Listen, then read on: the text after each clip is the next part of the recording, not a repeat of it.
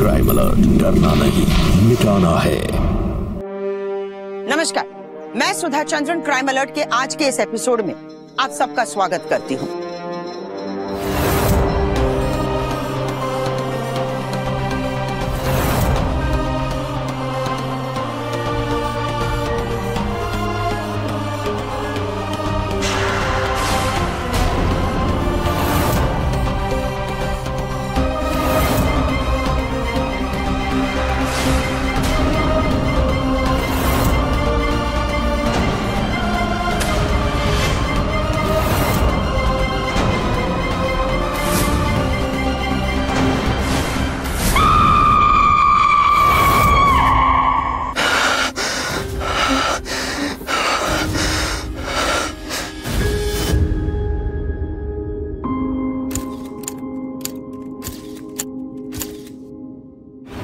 परिवार एक ऐसी मजबूत बुनियाद होती है जिसके रहते अच्छी बुरी कैसी भी परिस्थिति क्यों ना हो, इंसान खुद को कभी अकेला नहीं महसूस करता।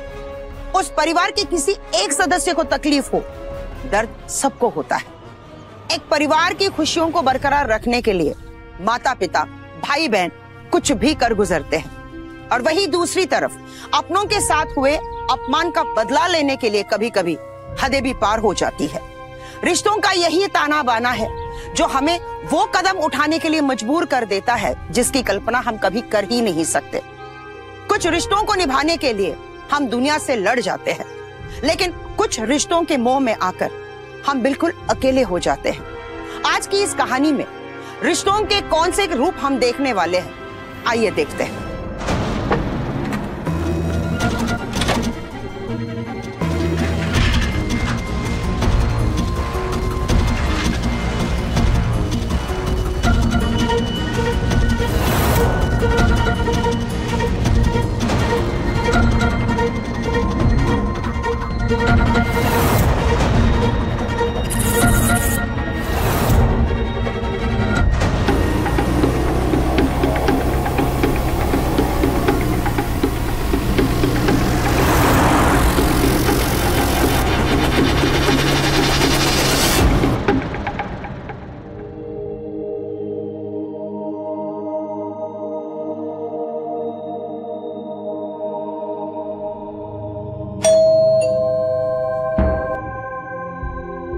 कौन होगा?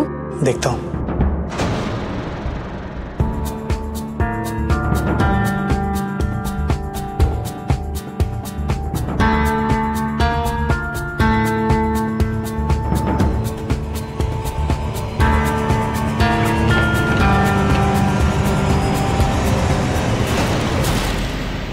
दादाजी।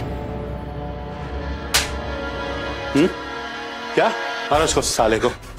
गाड़ी छोड़ दीजिए, मर जाएगा वो। मरता है तो मर जाने दो।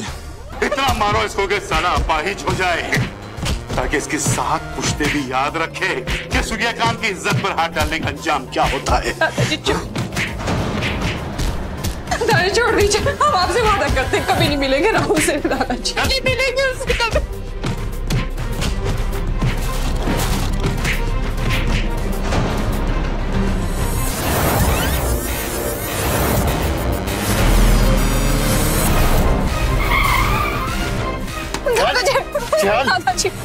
चल। तुम लोग वहां विदेश में आराम से बैठे रहना, और यहाँ तुम्हारी बेटी हम सब लोगों का मुंह काला करते फिर रही है। अगर ऐसी औलाद मेरी होती ना तो जमीन खोदकर गाड़ दिया होता उसे मैं। आओ इधर और ले जाओ, समझे?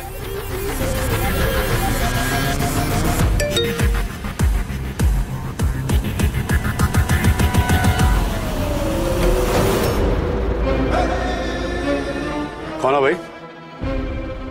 अरे कुछ बोलोगे या ऐसे खड़े रहोगे खामोश?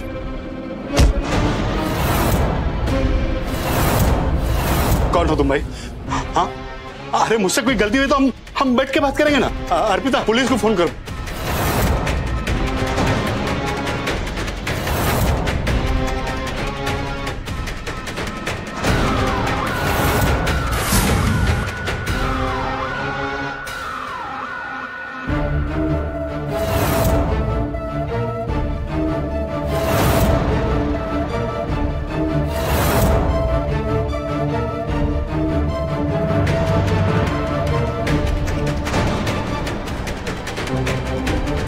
रुक, रुक, रुक, रुक।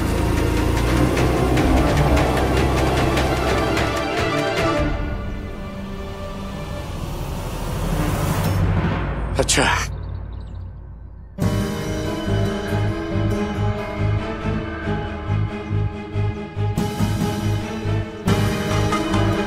अब देखना उसका क्या हाल करते हैं।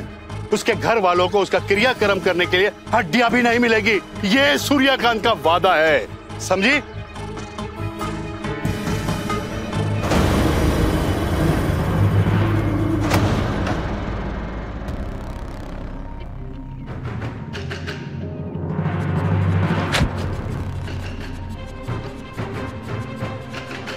हाँ हेलो।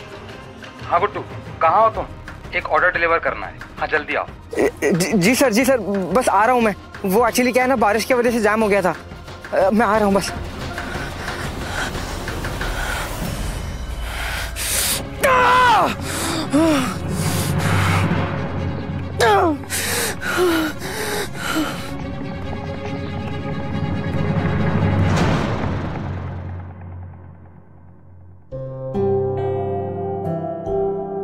अरे अभी तक तूने खाना क्यों नहीं खाया? चल खा ले।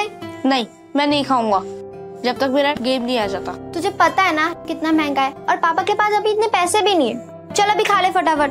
नहीं, मैं तब तक नहीं खाऊंगा जब तक मेरा गेम नहीं आ जाता। अरे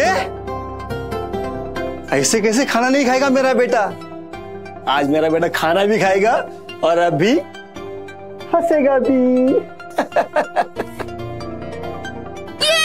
थैंक यू पापा। लाइए पापा। पापा आपकी घड़ी आपने बेच दी?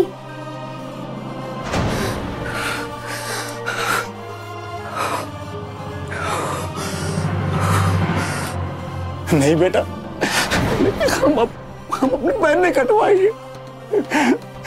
तुम हो ना हमारी बैसाखी, बचपन में उंगली पकड़कर चलना सिखाया था। आज इस बूढ़े बाप के लड़खड़ाते कदमों को नहीं संभालोगे तुम? बोलो बेटा, बोलो।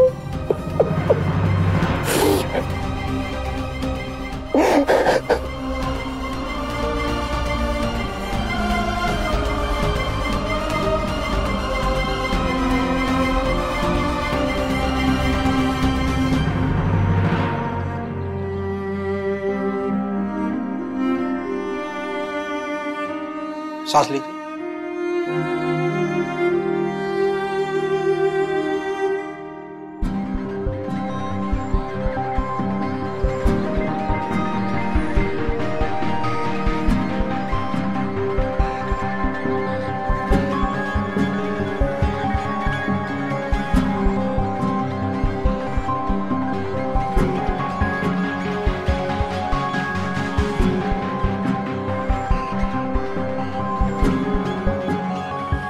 देखिए गुड्डू, रघुवीर जी के दोनों पैर पूरी तरह से खराब हो चुके हैं। पर डॉक्टर साहब कुछ तो कर सकते हैं। देखिए, हम आप लोगों को झूठी उम्मीद देना नहीं चाहते। अब जितना हो सके आप अपने पापा को खुश रखिए। उनके पास वक्त बहुत ही कम है।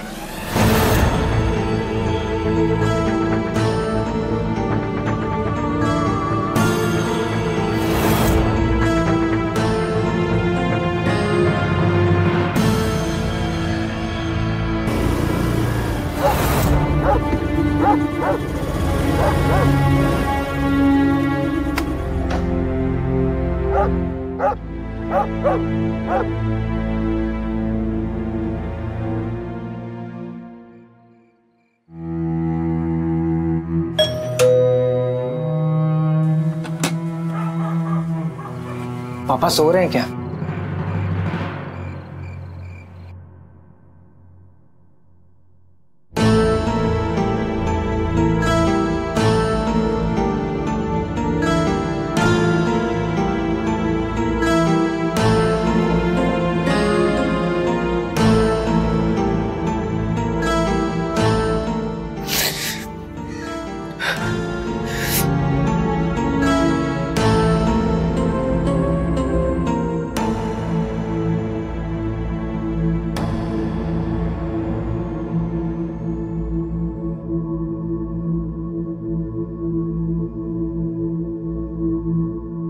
मैं आपके लिए कुछ लाया हूँ।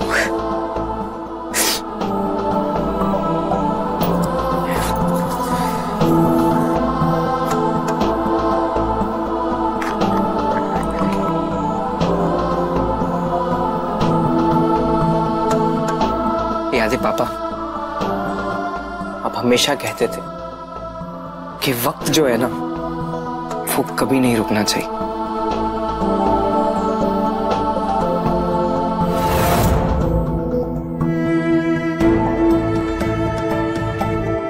अब आपकी खुशियों का वक्त कभी नहीं रुकेगा।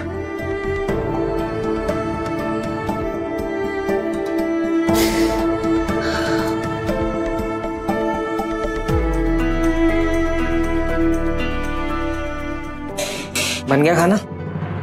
हाँ ये लो, तैयार हो गया खाना। एक बात बताना, 5 सालों में हमारे लिए तो एक साड़ी का पिन तक नहीं लाए हो, और यहाँ पूज्य पिताश्री जी के लिए महंगे महंगे तोहफे आ रहे हैं, उनके लिए महंगी घड़ी आ रही है।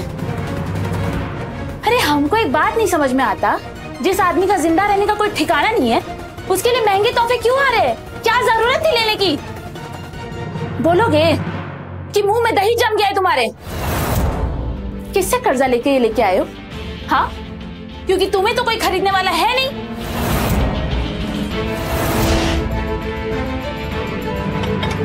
अरे ओ श्रवण कुमार, कहाँ चल रही है? अरे खाना नहीं खाना है तो मत खाओ। पता है हमको, पिताजी की सेवा के लिए कुछ याद आ गया होगा। हाँ। सबको हमारी बात कड़वी लगती है, पर अपने कर्म कोई नहीं देखता।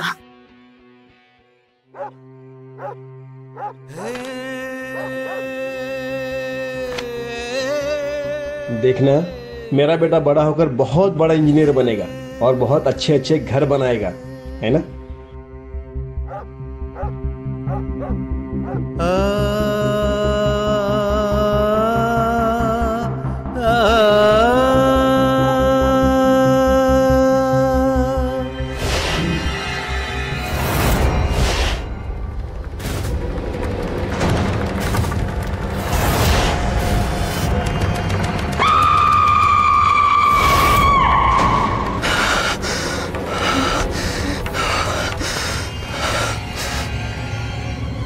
उठ गए? श्रवण कुमार, जाके अपने पिताजी को देखो। सुबह से नाश्ता दिए लेकिन कुछ खा पी नहीं रहे वो। डॉक्टर को फोन कर दिया, आते ही होंगे। हमको क्या पूरा दिन यही सब करना है? कितने बार हम तुमको बोले कि वृद्धाश्रम छोड़ दो, पर नहीं, हमारी सुनता कौन है इस घर में? हाँ, तुम्हारे लिए तो पितृ सेवा ही जीवन है, इसी का नारा लगाते रहना। कांता, तुम्हें कितनी बार कहा पापा के खिलाफ एक भी शब्द मत कहा कर। अरे हमको भी कोई शौक नहीं है तुम्हारे पिताजी पे निबंध लिखने का। जब देखो तो हमें ही बोला जाता है। हमको क्या है, पूरा दिन घर का काम करते रहो। अरे पापा, आवाज लगा देते ना। आइए, एक सेकेंड, आराम से, आराम से।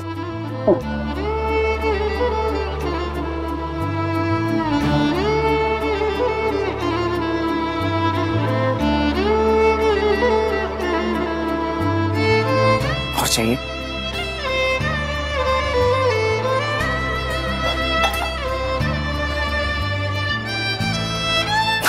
पापा, डॉक्टर साहब ने कहा है कि आप बिल्कुल ठीक हो जाने वाले हो, और उसके बाद में ना मैं आपको गंगा स्नान करने ले जाऊंगा। हाँ, आप कब से कह रहे थे ना?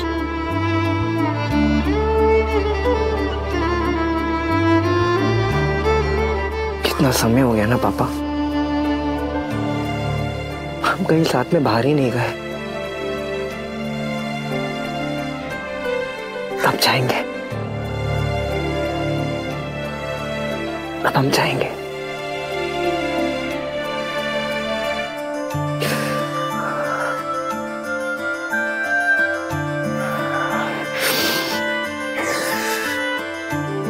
अच्छा पापा, मैं चलता हूँ, काम के लिए देरी हो रही है।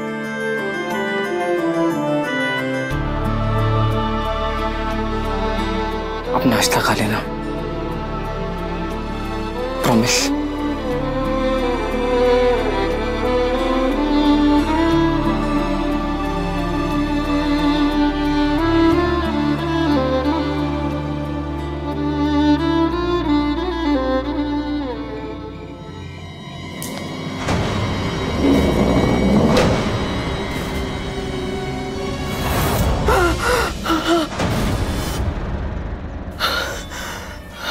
क्या है? हाँ, जब देखो तो चीख चीख के चिल्ला के उठते हो। अरे हम दिख गए क्या सपने में तुम्हारे? कांता, तुम्हारी समस्या क्या है? इतना चिड़चिड़ क्यों करती रहती हो? गुड्डू जी, यही समस्या है कि आपको ना सिर्फ अपने पिताजी की समस्या दिखती है, हमारा तो कुछ दिखता ही नहीं है आपको। हाँ, जब बीवी की बात आती है ना तो बड़े मासूम से बन जाते हो, जैसे कुछ पता ही नहीं है। अरे आपको समस्या नहीं पता होगा तो क्या पड़ोस वाले गुप्ता जी को पता होगा? हाँ, सुबह सुबह तैयार होके कहाँ जा रही हो तुम? रक्षाबंधन है, घर जा रहे भैया को राखी बांधने के लिए। टेंशन मत लीजिए, आपके लिए और आपके पिताजी के लिए खाना बना दिया है, खा लीजिएगा। जा रहे हैं हम।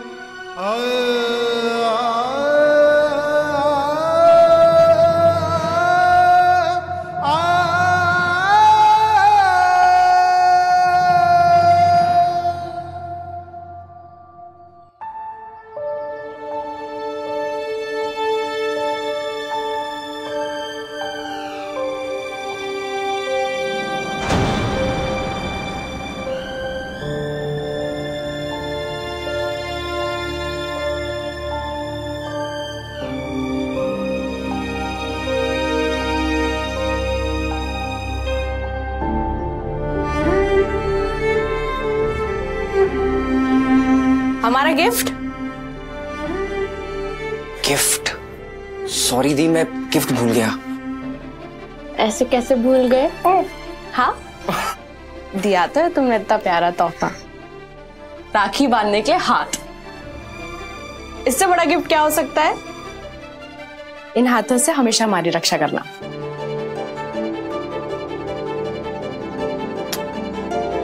दीदी, मैं हमेशा आपकी रक्षा करूं। मुझे माफ कर देना दीदी, मैं अपना प्रॉमिस पूरा नहीं कर पाया, आपकी रक्षा नहीं कर पाया, मुझे माफ कर दो।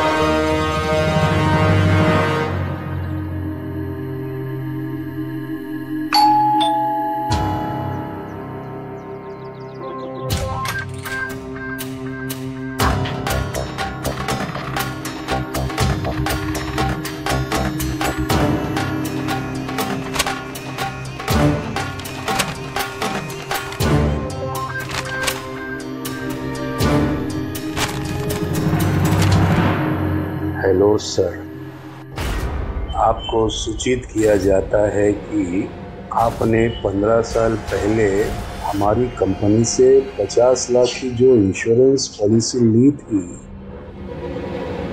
वो मैच्योर हो चुकी है।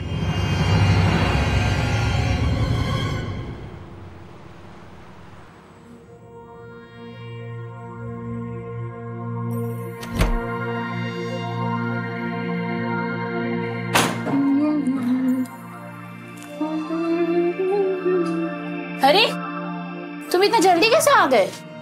पापा की तबीयत खराब है ना, तो सर ने बोला है कि घर से काम कर सकते हैं। हे भगवान, हमको तो समझ ही नहीं आता कि तुम अपने पापा की तबीयत का ढिंडोरा पूरे देश भर में क्यों नहीं पिटवा देते। ऐसे कुछ दिनों के लिए देश भी बंद हो जाएगा और तुम्हारे साथ साथ बाकी लोग भी आराम कर लेंगे। है ना सही आइडिया? कांता, तुम बहुत क्या बहुत? हाँ, डिलीवरी बॉय बन के बस लोगों के घर में खाना पहुंचाने का काम करते रहना। कभी अपनी बीवी की डिलीवरी का सोचा है? क्योंकि वो तो तुमसे हो ही नहीं पाएगा। हाँ, पता नहीं कौन सी मनहूस घड़ी में मैंने तुमसे शादी कर ली।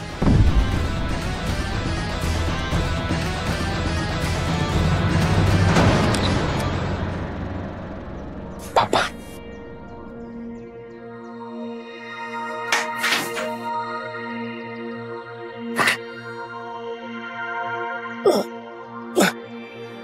बेटा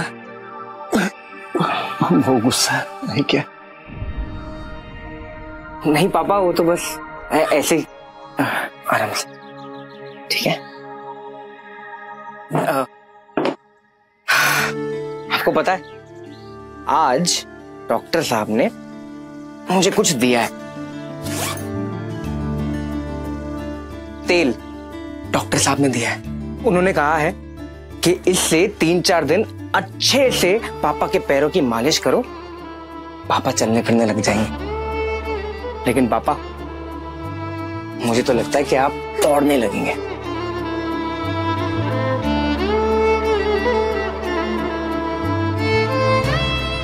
पापा, पता है आज मैं क्या सोच रहा था? जब आपको ऑफिस से छुट्टी मिलती थी तो आप, मैं और दीदी कितनी मस्ती करते थे।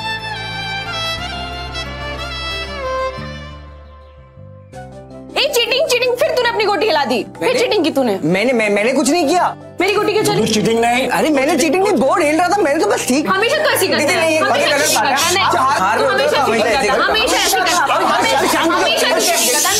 है। शांत हो जाओ। एक काम करते, पहले खाना खाते, उसके बाद लूडो खेलते हैं। चल, मैं खाना बनाता हूँ। आप बना रहे हो? हाँ हाँ, अरे देखना। अरे वाह, फिर से नमक ज्यादा होने वाला है। मैं बता रहा हूँ, मेरी चीज ज्यादा होने।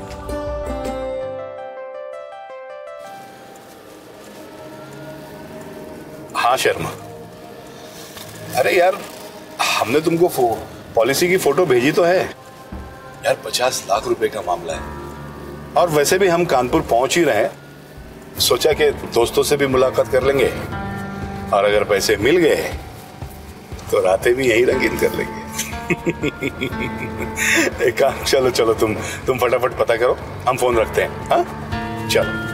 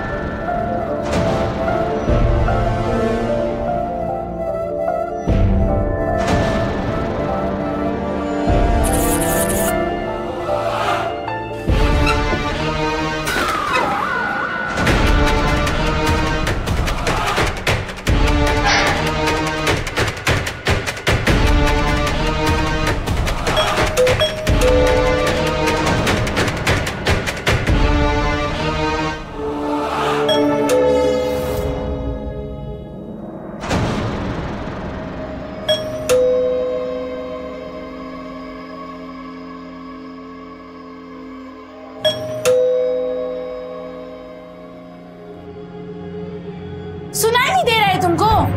कब से घंटी बज रहा है दरवाजे पे? क्या कर रहे हो वहाँ पे? और ये क्या डंडा लेके वहाँ खड़े रहे हो? कांता, वो ना एक कस्टमर है, गलती से ना उसके घर में गलत खाना डिलीवर हो गया। बहुत गुस्से में है, मारपीट भी कर सकता है। तुम एक काम करो, ये अपने हाथ में रखो, अगर वो कुछ ऐसा करे ना तो तुम भी उसको मारना। हाँ?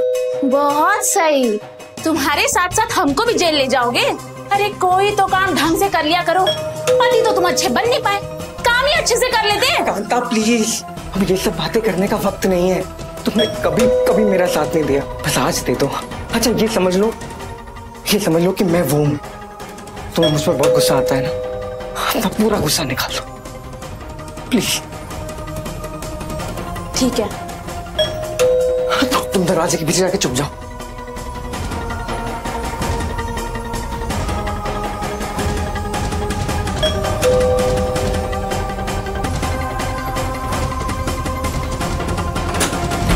वो इंश्योरेंस वाला।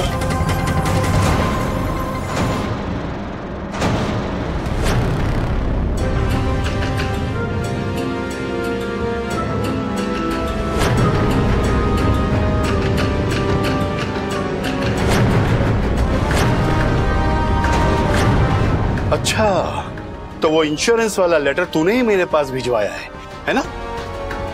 और मुझ पर जानलेवा हमला भी तूने ही किया था। लगता है तू मेरी पुरानी मार भूल चुका है ना? हाँ? क्यों?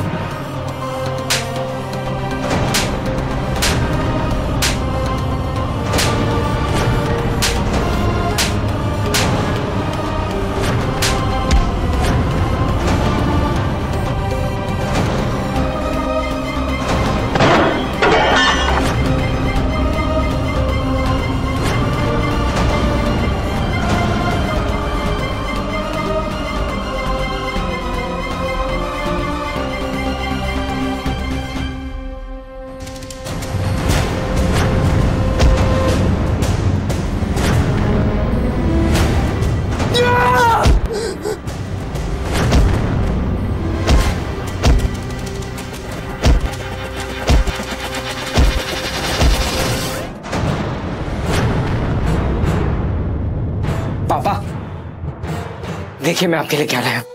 आपके लिए सबसे बड़ा सरप्राइज, सब इंस्पेक्टर सूर्यकांत।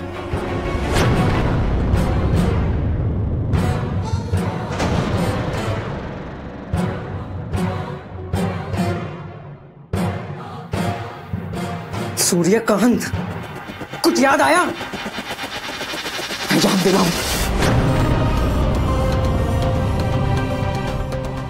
तुम हमेशा पूछती थी ना मेरे पीठ पे वो निशान क्या है, क्यों चौंक के उठता हूं मैं नींद से।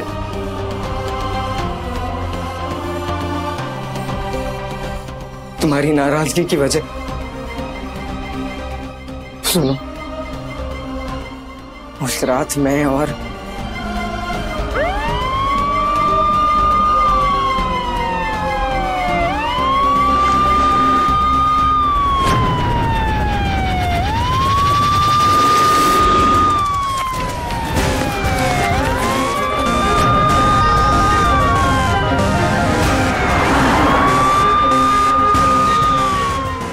हमें ये शहर छोड़ना होगा, प्लीज।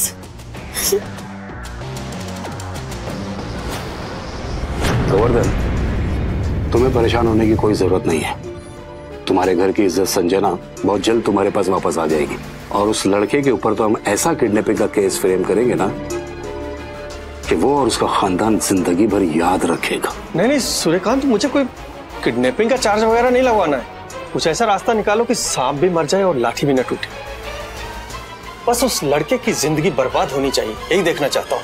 ठीक, समझ गया मैं।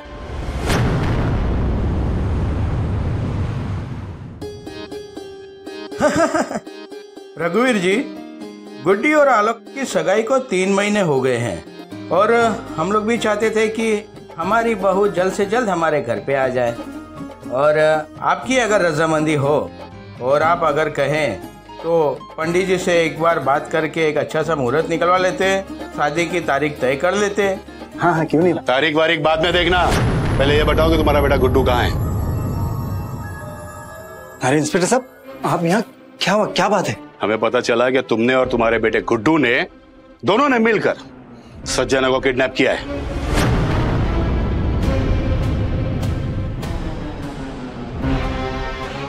इंस्पेक्टर साहब, शायद आपको कोई गलतफहमी हुई। हमने किसी को किडनैप नहीं किया, गुड्डू भी घर पे नहीं है।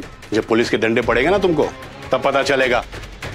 ओए, तुम लोग को अलग से बोलना पड़ेगा क्या? अरे इंस्पेक्टर साहब, ये आप क्या कर रहे हैं? अरे रुको, अरे देखिए हम लोग सज्जन लोग हैं, ये क्या कर रहे हैं आप? सज्जन लोग हैं? ले चलो इसे पुलिस स्टेशन, इसकी सज्जनगिरी निकालते हैं। चलो। सर, हमने कुछ नहीं किया है, हम में से किसी ने कुछ नहीं किया है। तू बीच में मत पड़ा, और ज्यादा चू चपाड़ की ना तो तेरा वो हाल करूंगा कि जिंदगी भर तू किसी को मुंह दिखाने के लायक नहीं रहेगी, समझी? चल जा, चले रे। अरे सर सुनिए तो, अरे मैंने क्या किया? अरे सर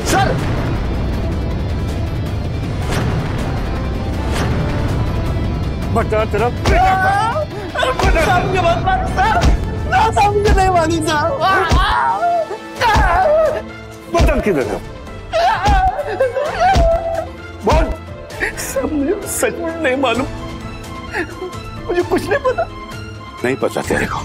बोलेगा, तू बोलेगा। चले उस वक्त तक मार जब तक कि ये बता नहीं देता कि संजन और गुड्डू का है। मार उसको साले को। साहब सुनो साहब। नहीं गुड्डू, फोन मत ऑन करना प्लीज, हम पकड़े जाएंगे Guddu, please please. Sanjana, Sanjana please, बहुत दिन हो चुके हैं मैंने पापा और दीदी से बात नहीं की है। प्लीज संजना, मुझे उनसे बात करनी होगी।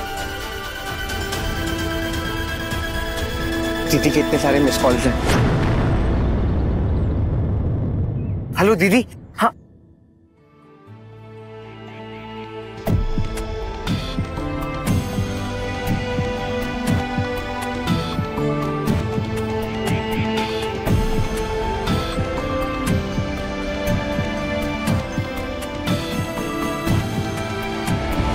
मैं आ रहा हूँ दीदी, मैं अभी आ रहा हूँ। सुनो, इस लड़के से पूछताछ करो, इसको सब मालूम होगा। सर हमारे पापा। इन्हें ले जाओ इनके पापा के पास। मैडम, आप नहीं जाएंगे, जाइए।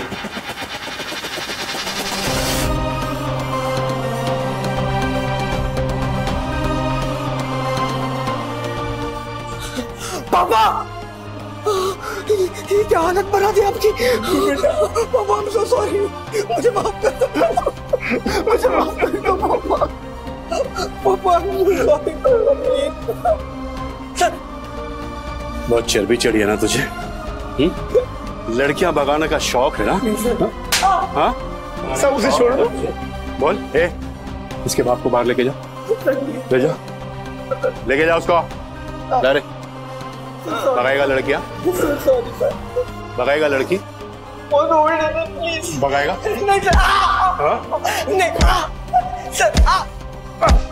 तेरी आशिकी उतार देंगे हम, नपुंसक बना देंगे हम तुझे। इसके पैर खोलो रे, खोल इसका पैर, कर।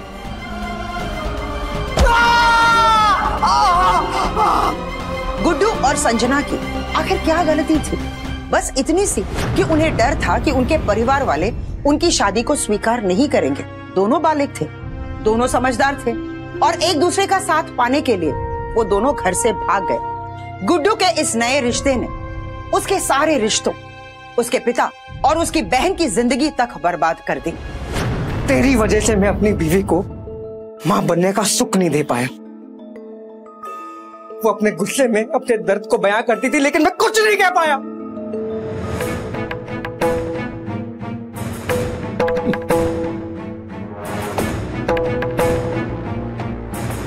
देखो, वो सब बातों को तो जमाना गुजर चुका, अब उसको याद करके क्या क्या फायदा? बीत चुकी है, तेरे लिए बीत चुकी है, मेरे लिए नहीं। जो तूने हमारे साथ किया है ना, वो हम बातें रोज महसूस करते हैं।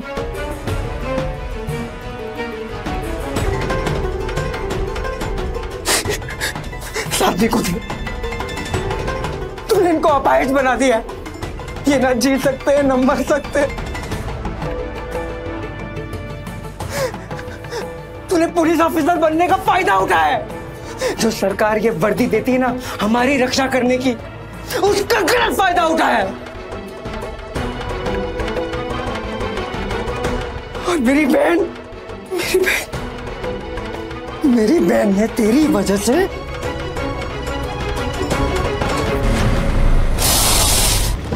जाओ उसको निकालो बाहर, जाओ दरवाजे पे साले के, जाओ।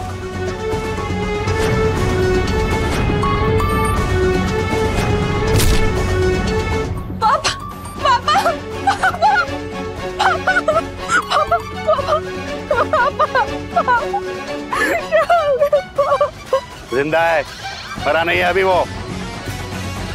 इतनी सांसें हम छोड़े हैं कि कुछ दिन जिंदा रह सके। अरे सुनो, इज्जतदारों की अच्छी तरह से खातिरदारी करो।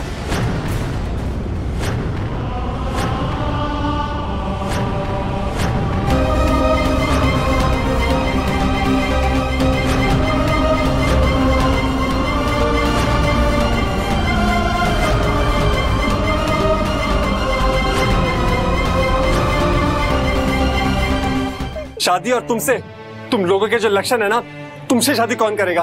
तुम्हारे बाप भाई लड़के किडनैप करते हैं और लोग तो बोलते हैं वो बेचते भी हैं। आलोक अंदर आके बात करते मैं प्लीज। इस घर में अंदर कदम नहीं रखूंगा।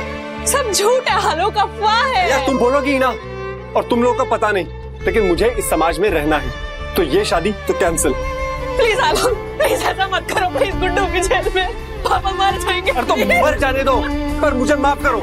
और ये लो,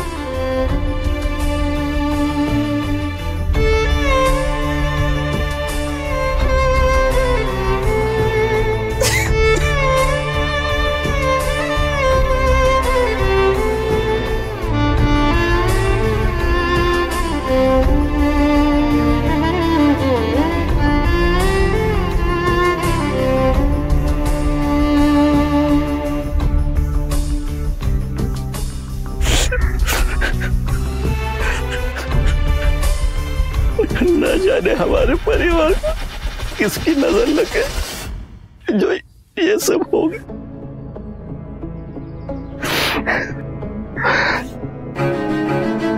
सोचा था तुम्हारे हाथ पीले करके हम इस जिम्मेदारी से मुक्त हो जाएंगे, पर आलोक ने तुमसे रिश्ता तोड़ने के बाद हम ये सुख भी नहीं देख पा। समाज हमारे परिवार पर कीचड़ उछाल रहा है, हमारी बदनामी कर रहा है। पता नहीं अब तुम्हारा हाथ कौन थामेगा, यही चिंता हमें सताई जा रही। बेटा, अगर हमें कुछ हो जाए तो अपने गुड्डू का ख्याल रखना। ऐसा कुछ नहीं होगा पापा। हाँ, सब अच्छे से रहेंगे, खुश रहेंगे। हम आते हैं।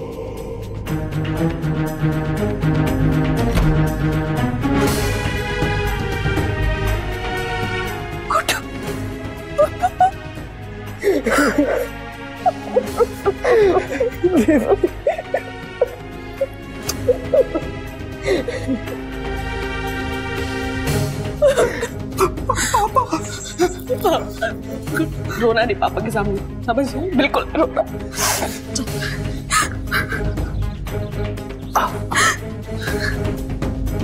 गुड्डू बेटा, पापा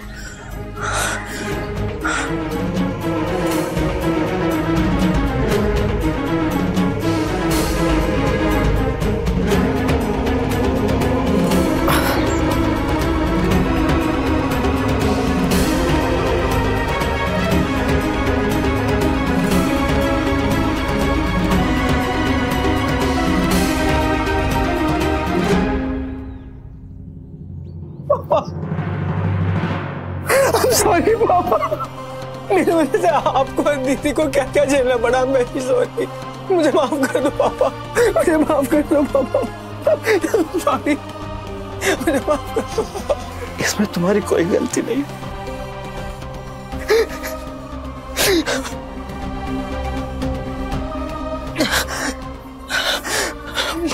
मुझे माफ कर दो दीदी, रियली सॉरी, प्लीज मुझे माफ कर दो दीदी।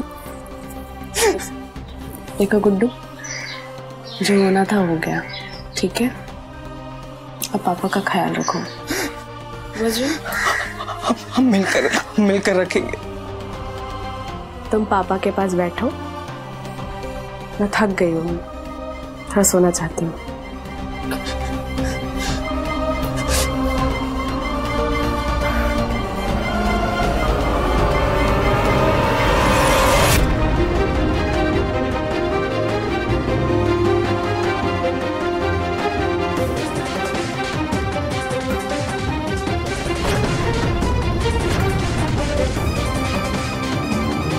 तुम लोगों को पता नहीं, लेकिन मुझे इस समाज में रहना है, तो ये शादी तो कैंसिल। पता नहीं अब तुम्हारा हाथ कौन थामेगा, यही चिंता हमें सताई जा रही।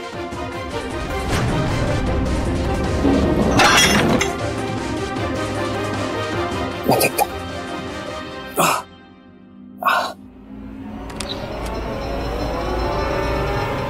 दीदी, इन हाथों से हमेशा हमारी रक्षा करना। हम आपकी रक्षा नहीं कर पाए।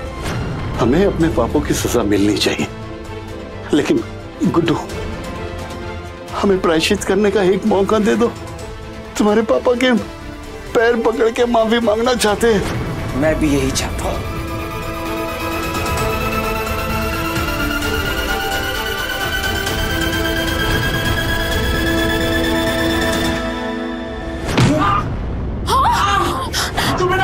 गुड्डू, छोड़ मेरे पति को, छोड़। मेरे हाथों में बहुत जान है। तुम जैसे लोगों का पैर पड़ूंगा मैं, मार सकता हूँ तुझे।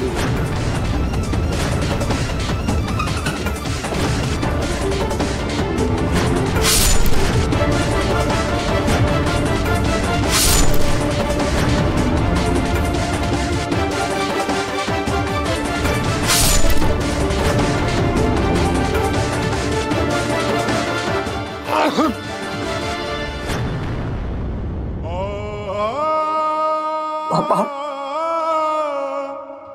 पापा देखो, मैंने आपका बदला पूरा कर दिया। पापा क्या गुनाह किया था आपने पापा? प्यार ही तो किया था ना, और उसको निभाने की ताकत दिखाई थी बस। इन लोगों ने सब बर्बाद कर दिया। इन लोगों ने हमारे परिवार को भी बर्बाद कर दिया। अगर कोई बात नहीं पापा, मैं जानता हूं कि आप ना सुकून से एक दुनिया छोड़कर जाएंगे, और आपको और दीदी को दोनों को मुक्ति मिल जाएगी।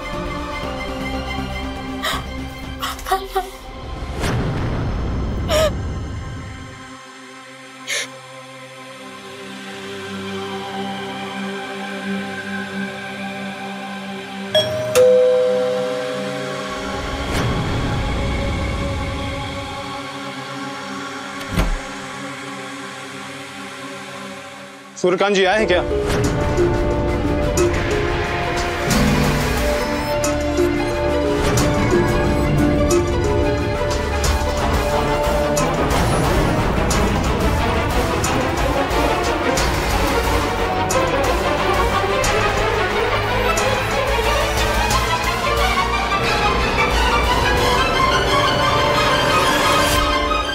सूर्यकांत ने अपने झूठे सम्मान की वजह से एक हंसते खेलते परिवार को खत्म कर दिया। आज भी हमारे समाज में ऐसा क्यों होता है कि एक लड़का या लड़की बालिग होने के बावजूद अपनी मर्जी से अपने जीवन साथी नहीं चुन सकते? क्यों आज भी उन्हें वही पुरानी रूढ़िवादी विचारधाराओं का सामना करना पड़ता है?